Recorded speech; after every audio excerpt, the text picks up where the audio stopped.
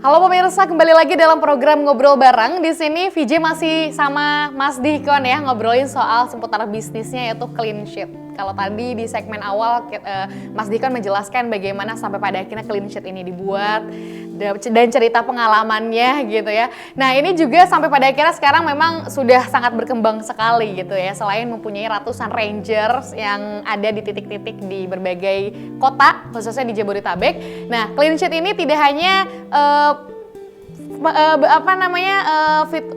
bersih cleaning, pembersihan gitu ya. Tapi juga ada beberapa poin-poin atau fitur-fitur lainnya gitu ya Mas Dikon. Mungkin bisa dijelaskan ada apa aja sih di clean sheet ini?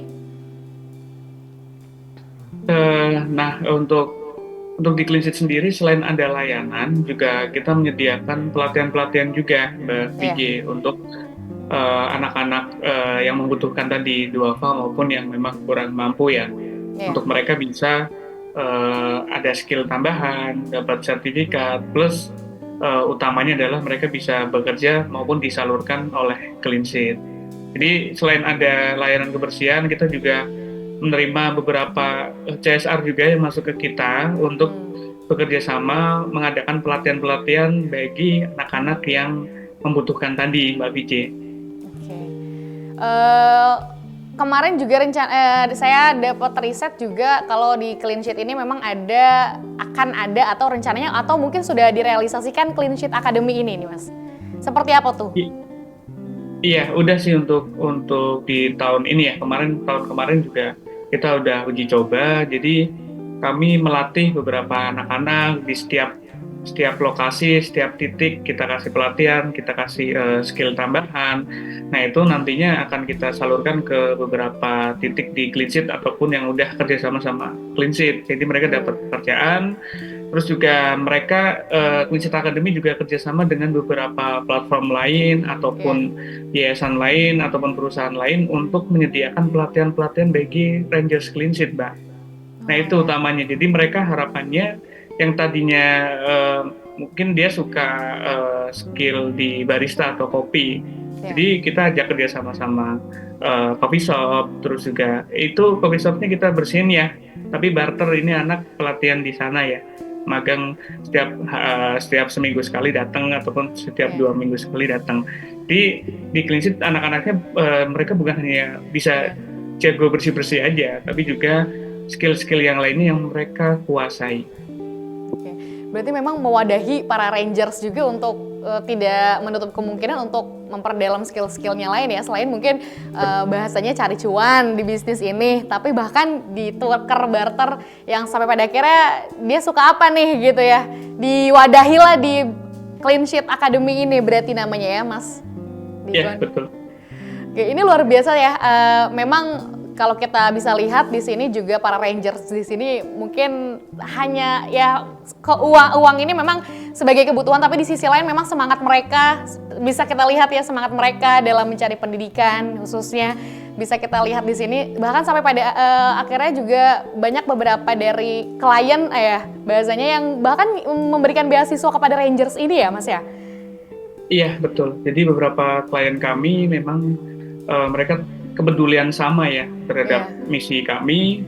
Akhirnya mereka ikut berkontribusi, ngasih beasiswa. Beberapa kampus juga ngasih slot beasiswa khusus untuk anak-anak clean sheet gratis sampai lulus.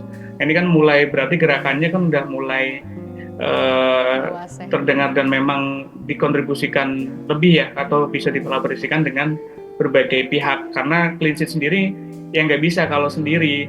Iya. Kita harus bareng-bareng untuk mewujudkan mimpi anak-anak yang membutuhkan tadi. Ya, sesuai dengan tagline-nya Business for Helping People ya. Nah, ini tagline yang memang tujuannya adalah untuk membantu maupun rangersnya maupun kliennya yang membutuhkan kebersihan begitu ya berarti ya. Betul, betul Mbak Baik. Vijay. Nah, Mas Dikon ini kan kalau berbicara mengenai cleaning service lah atau pelayanan kebersihan, pastinya kan Mas Dikon sendiri membuat si clean sheet ini kan punya apa ya, standar kenyamanan pelanggan, bagaimana sampai pada akhirnya bisa repeat order dan lain sebagainya. Nah, memang Mas Dikon dari awal gitu ya, Rangers yang bergabung menjadi bagian dari tim atau Rangers si Clean Sheet ini, ada pelatihan-pelatihan khusus gak sampai pada akhirnya di-treat seperti ini gitu, membersihkannya dan lain sebagainya? Betul, jadi memang sebelum diterjunkan atau ditempatkan, sebelumnya memang ada pelatihannya, dari pelatihan teorinya, dari segi cara attitude ataupun berperilaku di pelanggan, terus juga teori-teori cara membersihkan lantai seperti ini, bahan chemicalnya seperti ini. Jadi itu kita ajarkan sambil kita praktekkan juga. Nah, prakteknya itu biasanya kita kerjasama dengan beberapa tempat ibadah kayak masjid, musola, ataupun kampus ataupun yang lainnya yang memang kita bisa bersihkan gratis. Jadi kan mereka senang juga ya, tempatnya dibersihkan gratis. Kami juga dapat tempat untuk bisa buat praktek anak-anak sebelum kita terjunkan ke lapangan. Oke, berarti melalui proses tahap seleksi juga berarti para Rangers ini? Iya, betul. Jadi kita seleksi, tapi memang utamanya seleksi kita yang dibuka umum itu lebih sedikit, karena utamanya kami itu melalui pihak ketiga seperti kampus, terus juga yayasan atau rekomendasi dari para Rangers yang lainnya. Karena kan ini bisnis jasa ya, apalagi masuk ke rumah-rumah. Jadi benar-benar trust maupun latar belakang anak ini kami harus tahu betul seperti apa. Supaya memang menjaga bahasanya mungkin marwah dari si Clean Sheet ini ya. Baik. Betul.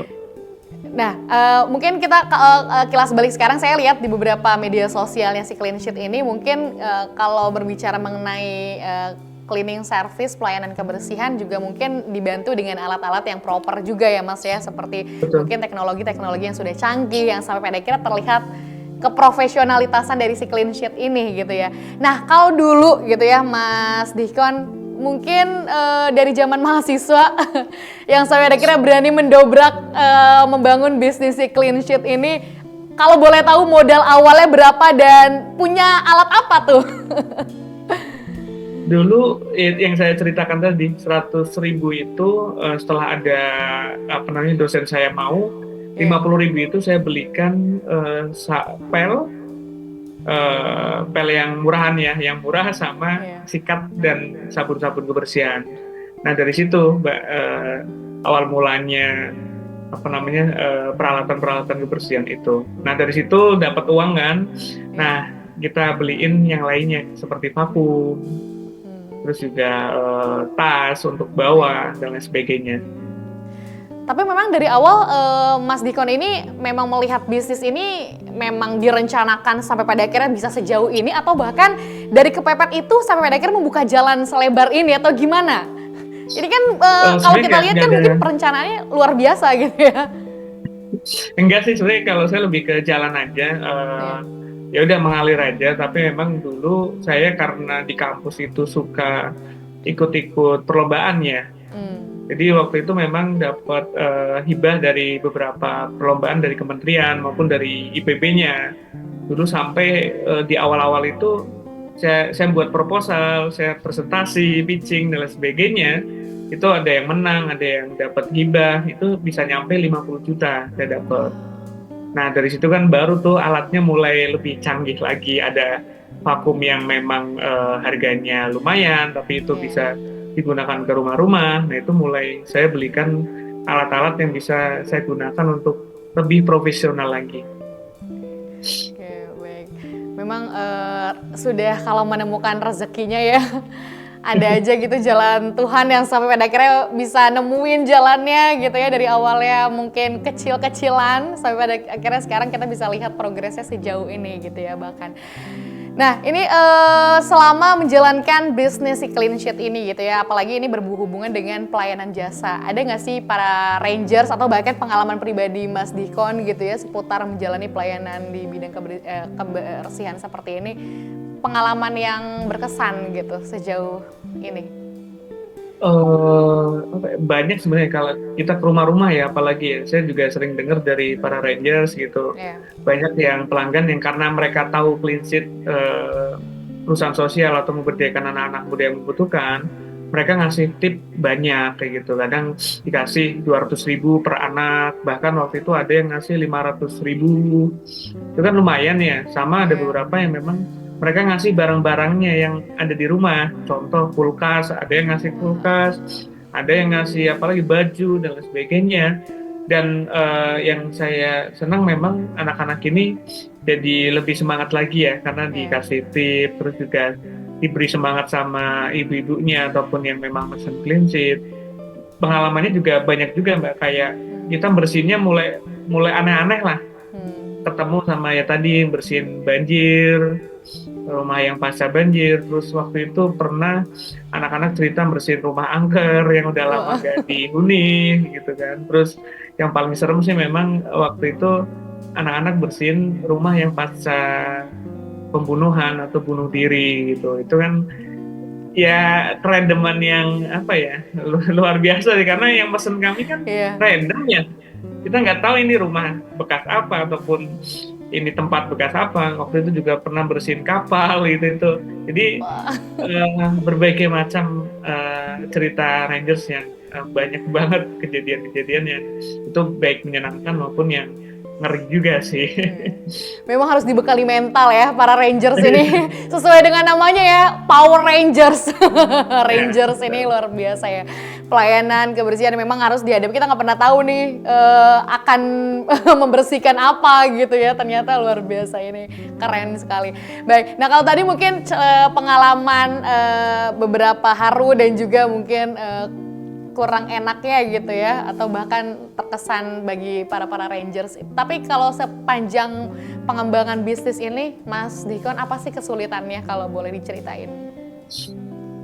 Kalau saya memang dari awal ya, saya kan dulu sambil kuliah ya, Hmm. green bisnis ini ya, maksudnya kuliah S1, S2, saya dulu itu ngambil percepatan, jadi fast track, jadi S1, S2 itu barengan, sambil ngerintis clean sheet ini, jadi dulu memang capek banget sih, dari pagi sampai sampai sore atau malam kuliah, terus malamnya kadang masih ada organisasi ataupun bersihin, waktu itu malah malam sampai bersihin akuarium ya di rumah dosen, dan bersihin Hmm. akuarium baru bisa malam-malam.